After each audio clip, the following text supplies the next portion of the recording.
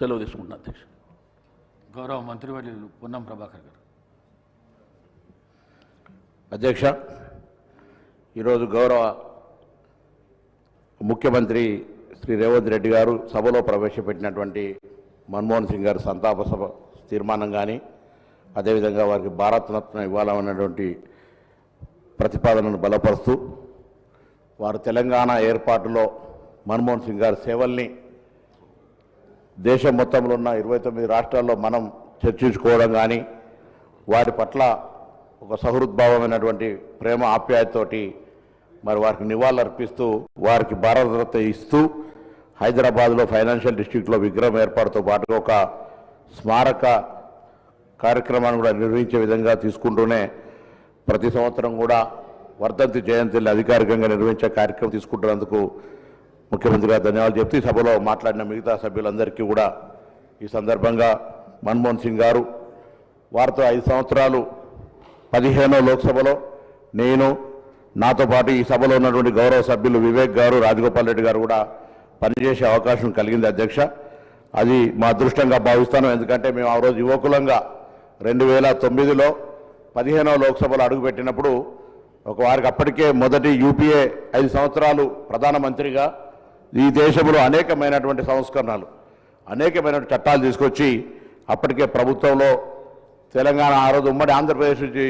42 ఎంపీలలో 33 మంది ఎంపీలను ఇవ్వడంతో దానికి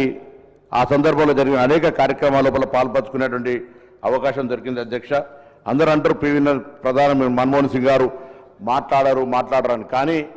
వారు చేసిన అంశాల గురించి ఈరోజు ప్రపంచమంతా మాట్లాడుకునే విధంగా వారి యొక్క కార్యక్రమాలు ఉండే అధ్యక్ష. వారు పంజాబ్లో ఆనాడు ఉమ్మడి భారతదేశం అవిభాజ్య భారతదేశం లోపల పంజాబ్లో పుట్టి 1932 సెప్టెంబర్ 26 నాడు జన్మించిన తర్వాత మరి పంజాబ్ యూనివర్సిటీ నుంచి పట్టా పొందడం కావచ్చు, లేదా ఆక్స్ఫర్డ్ యూనివర్సిటీ నుంచి డిఫిల్ పొందడం కావచ్చు, వారు అదేవిధంగా అనేక రచనలు చేయడం కూడా చేసి విభజన సందర్భంగా ఉర్దూ మాధ్యమం ద్వారా తన ప్రాథమిక విద్యను పూర్తి చేసి మరి ఎకనామిక్స్లో BA పూర్తి చేసి 54లో పోస్ట్ గ్రాడ్యుయేట్ చేసినటువంటి మన్మోహన్ సింగ్ గారు మరి అనేక సందర్భాల లోపల ఆర్థిక పరంగా మరి కేంబ్రిడ్జ్ యూనివర్సిటీ నుంచి కావచ్చు, లేకపోతే వారికి పెళ్లి అయి 1958లో శ్రీమతి గురుచరణ్ కౌర్ గారిని పెళ్లి చేసుకొని వారి 3 కుమార్తెలుగా వారికి సంబంధించినటువంటి ప్రత్యేక వ్యక్తిగత జీవితాన్ని కూడా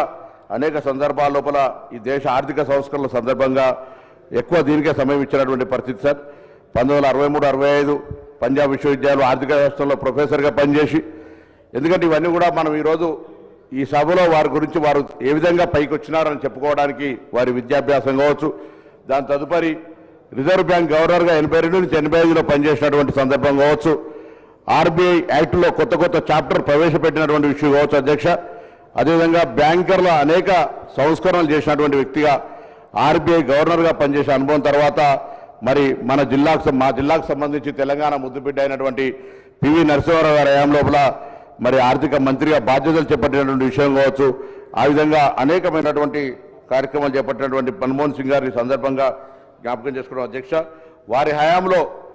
ముఖ్యంగా 2004 నుంచి 2009తో పాటుగా 2009 నుంచి 14 దాకా ఆహార భద్రత చట్టం తీసుకొచ్చినాడు. దానికి భూసేకరణ చట్టంతో పాటుగా స్ట్రీట్ వెండర్స్కు సంబంధించి కావచ్చు, అదేవిధంగా OBC పార్లమెంటరీ కమిటీని ఏర్పాటు చేసిన అధ్యక్ష. ఇందులో OBC పార్లమెంటరీ కమిటీ సభ్యుడిగా, ఆహార భద్రతకు సంబంధించిన సభ్యుడిగా,